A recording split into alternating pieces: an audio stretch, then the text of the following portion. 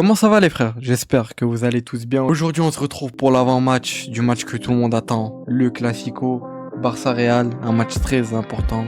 On est directement parti les frères.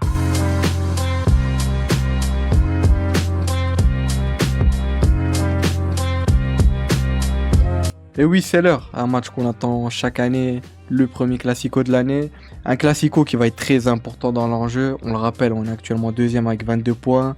Le Real Madrid, son premier avec 24 points. C'est un Classico, comme je l'ai dit, qui est très important. Faut le gagner pour passer devant le Real Madrid, prendre cette première place de championnat. Certes, ça sera qu'un point de différence entre eux parce qu'ils sont à 24 points. Faudra absolument pas perdre face au Real, ou sinon il passe à 27 points, 5 points d'écart, ça commence à faire beaucoup, même si c'est toujours rattrapable, mais bon, dans tous les cas, ça reste un Classico, faut le gagner, on veut pas voir le Barça perdre, c'est évident. On sait que le Real Madrid veulent se venger, ils veulent nous battre. L'année passée, on a remporté tous nos Classicos, deux finales contre le Real qu'on gagne, Super Coupe et Coupe du Roi. Les dernières news, ils veulent nous battre, ils sont motivés, en plus c'est chez eux, donc voilà, encore plus. Surtout après les déclarations entre guillemets de Lamine Yamal qui a créé énormément de polémiques. On sait de toute façon que Lamine Yamal est énormément médiatisé. Tout ce qu'il va dire ou faire va être suivi, ça va créer des polémiques. Là, on sait qu'il y a la polémique par rapport à ce qu'il a dit, qu'on va en revenir un peu après dessus. On sait aussi que le Real s'est pas mal renforcé depuis l'année passée, entre Alvaro Carreras, Alexander Arnold, Huysen, avec aussi Franco Massuantono. Je pense que j'ai oublié personne, mais voilà, ils se sont pas mal renforcés. Bien sûr, c'est des choses que tout le monde sait, hein. Évidemment, je vous apprends rien. Mais c'est juste, voilà, c'est plus la même équipe, va falloir faire attention. On sait aussi qu'Mbappé est en feu cette saison-là. Et il enchaîne les buts, etc. On sait aussi qu'ils ont gagné 1-0 en Ligue des Champions face à la Juventus. Un match qui n'était pas aussi fameux que ça. Ce que j'ai pu comprendre, j'ai pas pu voir tout le match. J'ai vu que les 15 dernières minutes du match. Mais ce que j'ai pu comprendre sur les réseaux, etc., c'est que voilà, le Real Madrid encaissait pas mal de contre-attaques, etc. Même si la Juventus était énormément en bloc bas, ce que j'ai compris. Ce que j'ai pu comprendre, c'est que Courtois les a sauvés à pas mal de reprises. Openda qui a loupé pas mal d'actions. Donc voilà, je pense que honnêtement, on n'a pas à avoir peur du Real Madrid. Bien sûr, on n'oublie pas qu'ils ont énormément de qualité. Mbappé qui, comme je vous l'ai dit, le joueur star, il est en forme. Vinicius qui est un peu plus dans le mal, mais bon, il revient pas mal. Moi, la vérité, ce que je redoute dans ce Classico-là, c'est vraiment les erreurs défensives qui peuvent créer énormément de brèches. On sait qu'ils ont des joueurs très rapides. Mbappé, Vinicius, ça va très vite. Mastroantono aussi, qui va très vite. Il est technique. Faut faire attention parce qu'il y avait des déchets techniques, il y avait des erreurs défensives, comme je l'ai dit. Après, eux, ça restait l'Olympiakos, avec tout le respect, évidemment, c'est pas le Real Madrid, c'est pas le même danger offensif, etc. Il va falloir faire attention, on n'oublie pas qu'ils ont le retour de Bellingham, Arda Güler qui lui aussi monte en puissance cette saison-là. La seule chose qui me préoccupe honnêtement pour ce Classico-là, j'ai peur qu'il y ait des erreurs défensives qui nous coûtent des buts. À part si on réussit à refaire la même performance que l'année passée avec le PSG du hors-jeu lors du premier Classico où on les bat 4-0. On se rappelle tous de ce Classico-là, après il y avait encore Inigo Martinez qu'on voit vraiment l'impact de son départ. On voit aussi une défense qui a un peu du mal à jouer ce PSG hors-jeu. Un Koubarsi qui est pas au meilleur de sa forme, mais voilà, c'est loin de là pour le critiquer. De toute façon, voilà, Koubarsi, il a déjà prouvé. Honnêtement, j'espère qu'on aura un grand Koubarsi. Et j'espère en général qu'on aura une grosse équipe du Barça. Donc voilà, moi je pars confiant pour ce Classico-là, même si on le rappelle, on a pas mal d'absents. On devait avoir le retour de Rafinha, malheureusement, il a dû être écarté. Ce que j'ai compris, il a fait une petite rechute. Ça parlerait encore d'un mois d'absence. Mais maintenant, il y a des news qui sortent qui disent qu'il est juste absent pour ce match face au Real Madrid. Mais voilà, ça reste dommage qu'on n'ait pas Rafinha, surtout qu'on sait l'impact qu'il a dans le Barça, dans le pressing, etc. On l'a vu l'année passée avec sa saison XXL. Et même contre le Real, comment il se l'a donné. Mais bon, malheureusement, comme j'ai dit, les absences sont là. Va falloir faire avec ce qu'on a. On a le retour de Fermin qui fait énormément de bien. On a pu voir ça face à l'Olympiakos. Après, est-ce qu'il va nous ressortir une performance comme contre l'Olympiakos? Je pense pas honnêtement, parce que voilà, pour mettre un triplé face au Real Madrid, c'est pas l'Olympiakos. On n'oublie pas Rashford qui monte en puissance, ça fait extrêmement plaisir. Pedri, voilà, quand t'as Pedri dans ton équipe, tu peux être que rassuré dans ce milieu-là. C'est le meilleur joueur du Barça, je pense actuellement, on est tous d'accord pour le dire. On n'oublie pas aussi qu'on a l'absence d'Hansi Flick sur le banc, ça sera Marcus Sorge qui sera l'entraîneur de l'équipe. Le Barça a essayé de faire appel pour le carton rouge parce que voilà, c'est un deuxième carton jaune qui ramène au carton rouge. Un deuxième carton jaune qui n'est pas mérité, comme je vous avais déjà expliqué. Hansi Flick était en train de dire à De Jong de mettre plus d'intensité, etc. L'arbitre, je sais pas ce qu'il a compris, il lui a mis deuxième carton jaune, enfin bref, voilà, c'est assez bête. Voilà, en tout cas la Liga qui a refusé. Hansi Flick qui sera là, mais pas sur le banc, il sera dans les gradins. En tout cas, Marcus Sorge et Hansi Flick seront en communication tous les deux pendant le match, ça c'est sûr. Aussi, petite news qui rassure pas honnêtement, mais l'année passée quand Flick avait pris un carton rouge, là qu'il avait été absent pendant 2 matchs, c'était Marcus Sorge qui était à la tête de l'équipe. Pendant ces 2 fois là où il a pris l'équipe, Marcus Sorge, ça a été 2 défaites contre les Leganés et l'Atlético Madrid. C'est vrai que c'est une info qui rassure pas. Après, évidemment, je dis pas que c'est de sa faute ou quoi. Je me souviens très très bien de ces défaites-là. C'était des défaites pas méritées, surtout celles contre l'Atlético où on dominait tout le match. De toute façon, voilà, c'est du passé. On a confiance en Flick et son staff. Et Marcus Sorge, évidemment, qui sera à la tête de l'équipe. Avant de passer à la compo, j'ai juste envie de donner quelques mots à propos des déclarations de Lamine Yamal pendant cette interview, je ne sais quoi. Je crois que c'est une émission. Si je dis pas de bêtises, c'est une émission qui est faite par je sais pas qui. En tout cas, il y avait Ibai. Ibai que tout le monde connaît, je pense, qu'on soit espagnol ou pas. Grand influenceur espagnol. Il y avait d'autres influenceurs espagnols aussi. Il y avait Gérard Romero, il y avait Piqué même, je pense. Enfin, il y avait pas mal de célébrités. Où Lamine Yamal a fait pas mal de déclarations qui, voilà, le Real Madrid n'a pas aimé. Des dernières news, c'est que le Real Madrid n'a pas apprécié les déclarations de Lamine Yamal. Les joueurs du Real pourraient utiliser ces déclarations comme une source de motivation.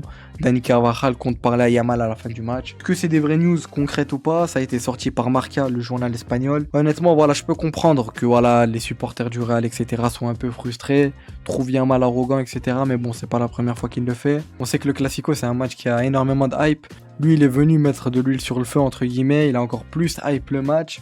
Après, bien sûr, je peux comprendre que certains supporters du Real, les joueurs, soient pas trop contents. Mais bon, faut arrêter de dramatiser la chose. Il a pas insulté le Real ou quoi. Même si certains prennent ça pour une insulte. Mais bon. Après, est-ce qu'il a tort ou il a raison sur ces déclarations-là? Je dirais pas mon avis, mais bon, je pense que vous le connaissez. Mais voilà, je trouve quand même que les Madrilènes dramatisent un peu trop la chose. Les médias, pareil. Même si on sait que Lamine Yamal est malheureusement victime d'une médiatisation énorme depuis l'âge de 16 ans, on va pas se le cacher. Depuis cet euro-là, il est plus que médiatisé même. Tous ses faits et gestes sont enregistrés, etc. Ça va être réécrit des fois. De toute façon, je vous apprends rien, malheureusement, voilà, Lamine Yamal est victime d'une grosse médiatisation qui est pas bonne en plus pour lui. C'est une médiatisation qui est plus là pour le plomber qu'autre chose. Très bien sûr, je dis pas le contraire, je dis pas que je cautionne tout ce qu'il fait, etc. Et c'est vrai que des fois, il a des petits comportements qui peuvent, entre guillemets, être chiants, etc. Mais d'ici à l'insulter, le lyncher carrément, j'ai vu des dingueries. Des gens qui lui souhaitaient les croiser, qu'on lui brise la jambe au Classico. Enfin bref, il y a des gens qui prennent, je pense, ça trop à cœur. Lui, Lamine Yamal, c'est un truc qu'il kiffe, c'est sa personnalité. Je pense que vous avez tous dû voir cette comparaison avec Messi, où ça disait que Lamine Yamal devait être humble comme Messi. Mais non, lui, il a choisi d'être arrogant comme Piqué, etc. Je pense que voilà, évidemment, un joueur qui est humble, ça fait toujours plaisir. Mais voilà, c'est sa personnalité, il est comme ça. Mais c'est pas quelqu'un de mauvais dans le fond. Il aime bien ramener cette hype encore plus, c'est pas la première fois qu'il le fait. Surtout que là, on sait que c'est un match qui a énormément d'enjeux. C'est pour ça aussi qu'il a hype le truc. Mais voilà, faut arrêter de le faire passer pour comme si c'était un enculé, excusez-moi du terme, mais c'est vraiment pour ça que ça a essayé de le faire passer. Je pense qu'il faut un peu le laisser tranquille, même si ces déclarations à propos du Real Madrid, etc., je peux comprendre que ça blesse les Madrilènes, mais bon. Ça a été un peu trop dramatisé, hein. C'est comme si nous, récemment, on dramatisait la chose où Courtois parle du Barça en conférence de presse, il dit que voilà, Laporta se plaint, l'arbitrage, mais il oublie qu'il y a l'affaire Negreira, alors que nous, le Real Madrid, on n'est pas avantagé, etc., on est loin d'être avantagé, enfin bref. Ça aussi, on aurait pu le dramatiser. L'année passée, quand on perd contre Leganés, Rudiger qui se moque du Barça ouvertement, on n'en a pas fait tout un plat. Je peux vous citer même d'autres exemples, mais bon, j'ai pas que ça à faire. On n'était pas là à dramatiser la chose, mais bon, je vous ai dit, comme c'est Lamine Yamal, faut toujours dramatiser la chose, exagérer, mais bon, c'est comme ça, c'est triste pour lui. Je voulais pas trop m'attarder sur ça, mais bon, vu l'ampleur que ça a pris autour des médias, etc., qui ont fait encore plus chauffer ça, et les gens qui lui souhaitent tout le mal du monde, c'est triste, mais on n'oublie pas que ça reste que du foot, mais bon, on verra bien dimanche, j'espère en tout cas qu'il fera un gros match, j'espère que l'équipe va faire un gros match et qu'on va gagner ce match-là. Voici la compo les frères, une compo qui je pense ne surprend personne. On commence avec dans les cages Chesney, voilà, pas de surprise. Juan Garcia qui récupère tout doucement. Malheureusement, il n'est pas de retour pour le Classico. Chesney qui m'a fait peur honnêtement contre l'Olympiakos. J'espère qu'il fera pas les mêmes erreurs de relance face au Real Madrid parce que ça va vite nous coûter cher. Au poste de latéral droit, je partirai quand même avec Jules Koundé, même si ce que j'ai compris, c'est qu'il a quitté l'entraînement plus tôt parce qu'il avait une petite gêne. Mais des dernières news, il est à 100% et devrait être là pour le Classico. Moi, je partirai avec lui, même si ça m'étonnerait pas de voir un Eric Garcia débuter. Dans cette charnière défensive, Cubarsí et Araujo. Cubarsí, c'est plus que sûr qu'il sera là. Araujo, il y a des doutes, mais pour moi, je partirai avec lui. Je pense même que Ronald va être un joueur très important dans ce Classico-là. On sait qu'il est rapide, il est fort. Et on a besoin d'un joueur comme ça. On sait qu'en face, il y a Mbappé, Vini. On se rappelle de cette rivalité avec Vini. Mbappé, on sait qu'il va très vite. Vinicius, pareil. Que ça soit Brahim Diaz ou Mastuantono, les deux vont très vite. On va avoir besoin d'un joueur fort et rapide comme ça. Après, certes, balle au pied, on sait que c'est pas le meilleur. C'est très loin d'être le meilleur. Mais en tout cas, moi, dans ce Classico-là, Ronald Araujo doit absolument débuter pour moi. Je pense qu'il va même débuter à 100%. Je pense que voilà, c'est un joueur qu'il nous faut à côté d'un Cubarsí. Cubarsí très fort à la relance. On sait que c'est l'une de ses qualités premières. Après, évidemment, En ce moment, il n'est pas au meilleur de son niveau, mais il revient petit à petit. On espère en tout cas avoir un grand Koubarsi et une grande équipe en général, comme je l'ai dit. Au poste de latéral gauche, je pense qu'il n'y a pas de doute. Baldé, on sait qu'il y a Gérard Martin aussi, mais je suis quasiment sûr que ça va être Baldé qui va commencer avec une entrée de Gérard Martin par la suite. Tout dépendra du match, on verra bien. Dans ce milieu-là, Pedri, De Jong, Fermin, voilà, je pense qu'on ne peut pas faire mieux dans ce milieu-là. Fermin qui vient de sortir une performance XXL contre l'Olympiakos. On espère qu'il va bien enchaîner contre le Real Madrid. On aura besoin d'un grand Fermin. Pedri, qui j'ai plus grand chose à dire sur lui, il est exceptionnel depuis le début de saison. De Jong, pareil. En tout cas, voilà, on a un milieu qui, sincèrement, quand tu le vois comme ça, il rassure énormément de qualité. Ça fait plaisir. Ensuite, pour finir dans cette attaque, Marcus Rashford à gauche. Sur l'aile droite, Lamine Yamal. Et au poste de numéro 9, Ferran. Ferran qui est de retour, ça fait extrêmement plaisir, ça va nous faire du bien. On espère avoir un grand Ferran Torres, on en aura besoin. Une attaque qui honnêtement rassure. On sait aussi que Rooney Bardi fera très certainement une entrée. C'est même l'une des armes secrètes d'Hansi Flick qui est sortie. Je pense que vous avez très certainement dû voir, mais après le match face à l'Olympiakos en conférence de presse, Hansi Flick a vraiment bien parlé de Rooney Bardi. Il a dit que c'était un joueur avec énormément de qualité, etc. Et je pense qu'on est tous d'accord pour le dire. Chaque entrée qu'il fait, il ramène du danger. Chaque entrée qu'il a fait, honnêtement, il a apporté un plus et tu vois que vraiment c'est pas un mauvais joueur.